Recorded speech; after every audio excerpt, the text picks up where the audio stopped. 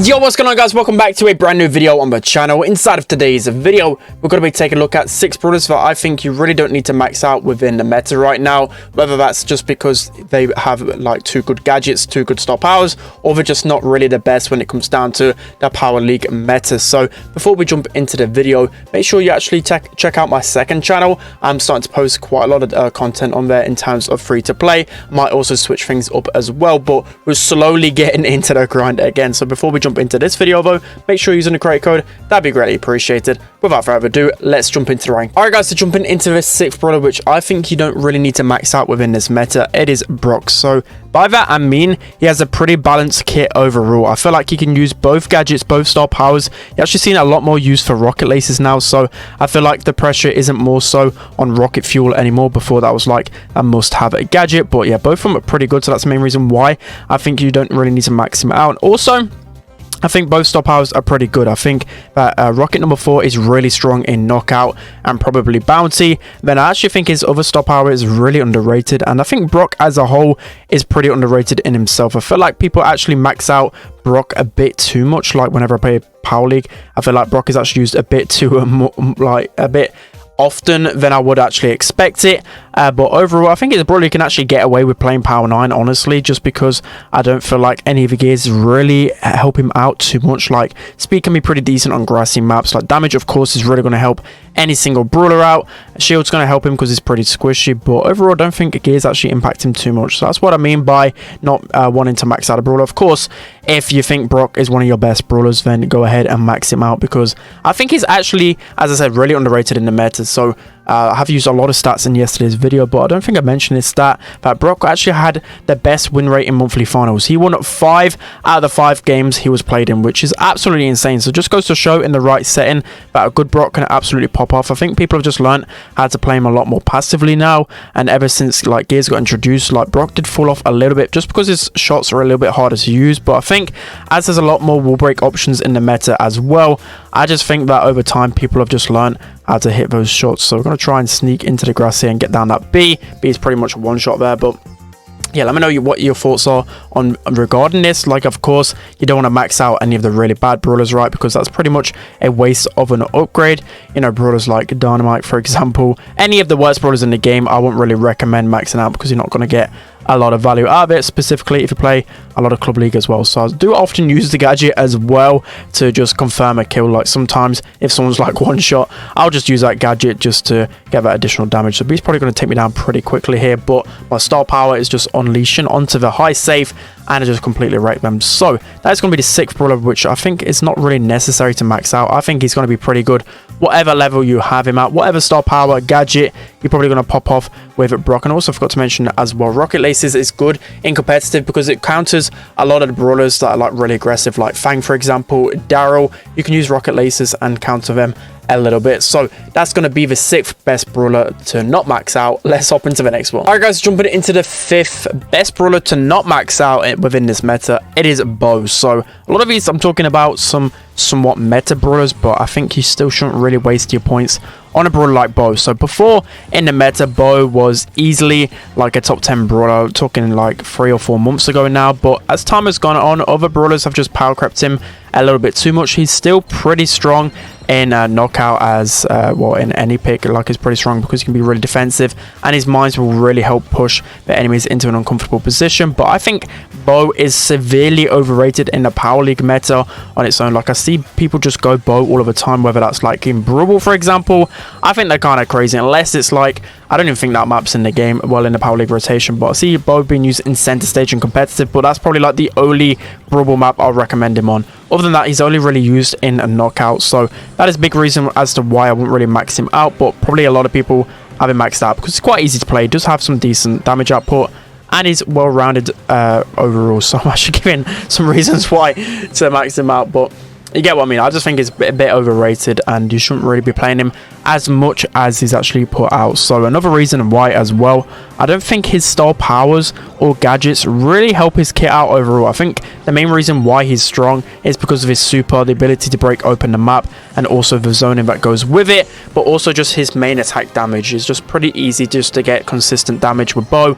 I don't think his star powers or gadgets help him out really whatsoever. Like, they'll help him out a little bit. Like, Of course, the totem one will help a little bit out in knockout if you go really passive. His stun star power will help sometimes, but a lot of the times people don't really trip over the mines. And then you also have his, obviously, the one that gives him extra vision star power. I forgot what it's even called because that's pretty much irrelevant. Tripwire's okay when you're trying to break some walls pretty much instantly. But as I said, like, there's some brawlers which a gadget, you know, like Colette, for example, will really impact them in the meta. But Bo, he doesn't need any of those star powers or gadgets. So just either one, to be honest, is probably good enough for him. And so we've got 20 seconds left here. Instead of just talking all usual nonsense, let's try and at least get a win on the board. Okay, we've got the Nita. Nita's going to go down eventually, but it's looking pretty bleak. We need to try and defend a Jessie and a Spike. I'm going to focus the attention on Jessie though, so she don't get her turret in time. And we're probably actually going to lose this with a few seconds left. 70% is ticking down. And yeah, we're actually going to lose this in the final few seconds. But let me know what you think of that opinion. I know he's well-rounded overall, but I don't think he's like good enough to be actually a strong pick in Power League, if you get what I mean. I think he's just one of those brawlers that maybe if you just completely have no one else to go, then you can maybe go to Brawler. But yeah, that's going to be it for the 5th best Brawler to not max out. Let's hop into number 4. Alright guys, jumping into the 4th best Brawler to not max out right now in the meta, it is Byron. So Byron stocks have gone completely downhill. So I've highlighted this a couple of times in videos already, but Byron in the meta is incredibly underwhelming. That reload nerf hit him like a ton of bricks. It really did impact him in the meta, and it's kind of sad to see because I've always liked Byron. Like, I've complained sometimes that of course, like, Byron's been meta for a bit too long, but I've liked playing him. You know, he is quite a skillful brawler in the fact that, of course, you got to focus on healing and damage. Of course, you can switch between the two, so there is some skill cap towards him, but right now he has to be one of the worst brawlers within the game. So that's one reason why. Okay, I'm just missing my shots purely on his Ashley. I don't even know how I'm missing those, but as I was saying, that's one of the main reasons why I don't really recommend maxing him out, just because there's not really a game mode or situation which he thrives in right now. I literally never seen him competitive. The only way I've seen him competitive, guys, and this is I think I've mentioned this even like a month ago, so it's been a whole month since I've not really seen Byron in the meta, is in Shooting Star, for example. So the only way I actually see him competitive viable is to counter brawlers like B, because he has a faster projectile speed and he has the same range as B, I'm pretty sure, so he will counter her in the lane on Shooting Star. But that's probably it, because he just doesn't have enough survivability. It takes him a long time to get his super now. 4 hits, of course, that got nerfed beforehand, but also the reload speed really going to help him out, because of course that impacts his DPS so much. You're not able to hit those heals or just get that consistent damage out like he used to. So yeah, that's the main reason why I won't max him out, guys. He used to be that brawler that you can use everywhere,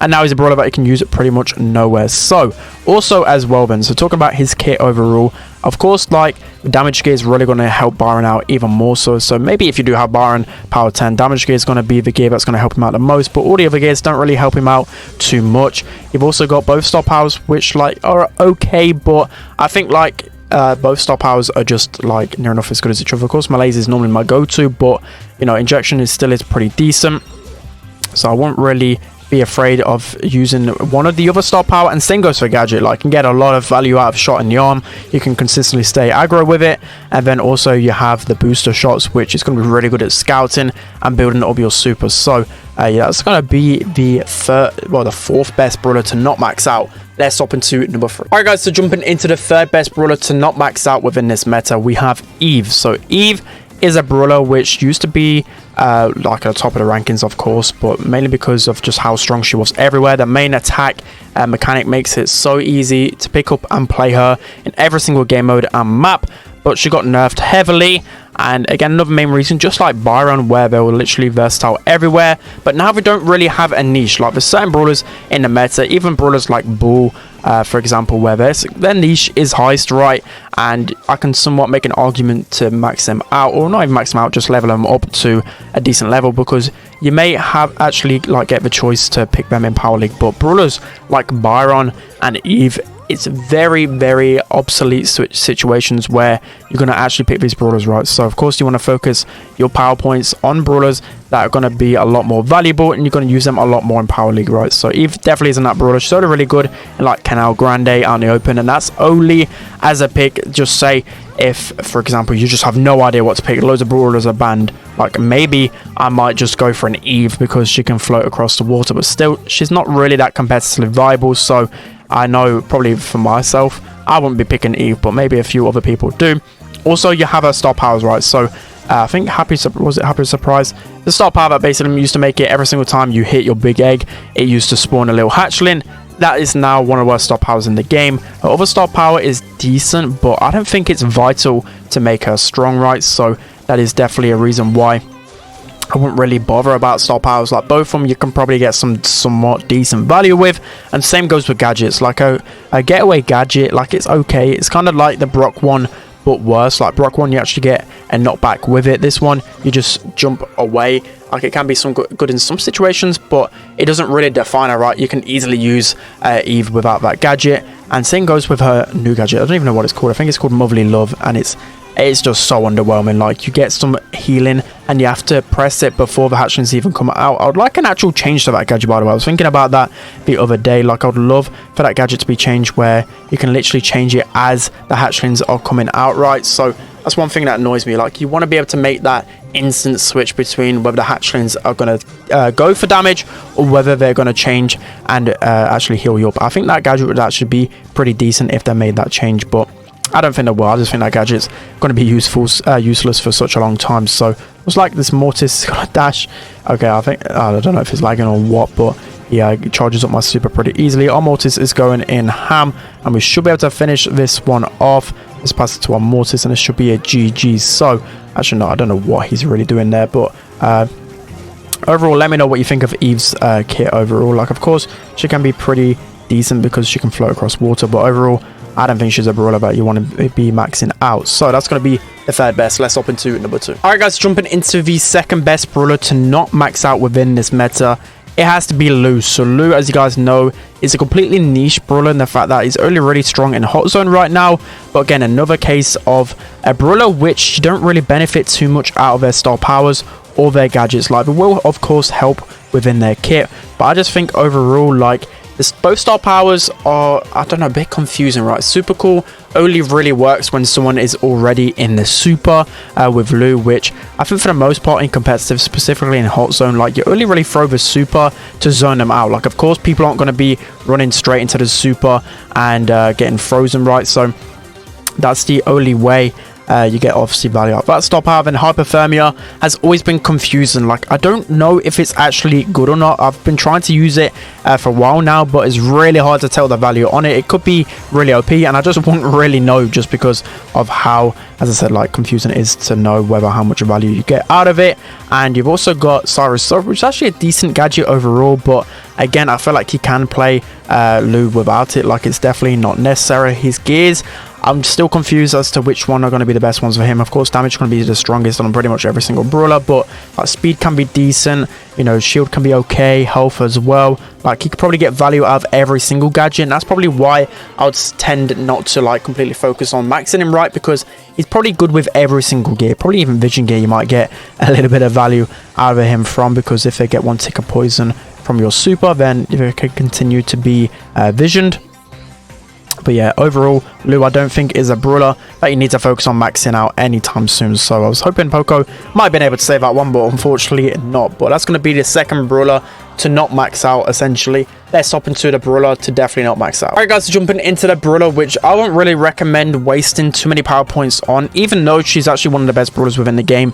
It's Penny. So again, the main reason why I'm saying this, and I've tried to focus more so on this than just going, you know, the standard, like, this brawler's terrible, don't max him out. Like, that's a little bit obvious, right? But Penny, I would say for me, she's a really well balanced brawler. So like, both star powers, both gadgets are pretty usable. Of course, Salty Barrel is going to be the preferable one, but to be honest, I think Salty Barrel is extremely overrated. Like, a lot of times you're not even going to get like a lot of damage with it unless they're literally on top of you. People have just wisened up to how to play against Pennies, so you don't really need to you don't really need that gadget, right? Because I don't think you're going to get a ton of value with it. And plus, once your gadgets go, which do get burnt out pretty quickly if you're playing up against aggro brawlers, Penny just turns to be like a really bad brawler against aggros. So yeah, that's why, again, I wouldn't really recommend maxing her out, because her other gadget can be somewhat okay as well.